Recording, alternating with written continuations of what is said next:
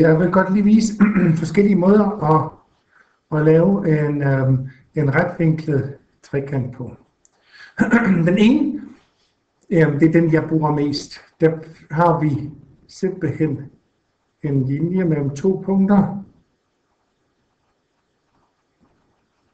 Og så tager vi en vinkelrette. Der har vi her linjen, og så har vi punktet. Så skal vi have polygoner. Trekant. Så gør vi den hjem her. Sådan. Og så dobbeltklikker jeg altid lige her for at få den her, at den ikke viser, så jeg kun har trekanten.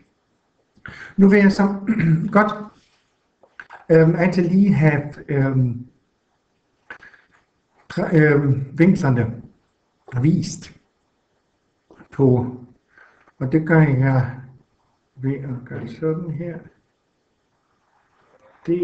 Den er 90 grader. Det er 61 grader. Og så er den her meget spids. Fordelen ved den her form for trekant, det er, at man kan rykke den. Og hvis I så ser på vinklen ved B, den er konstant. Det er noget, der er vigtigt. Heroppe kan vi også flytte, men der ændrer vinklerne sig konstant. Og hvis vi flytter her, så kan I se, så er vinklerne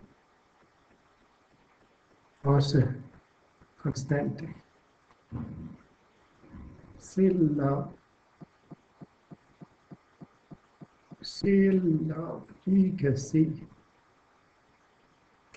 drejer sig og rundt, og alligevel er det konstant. Okay, men så kigger vi næste gang.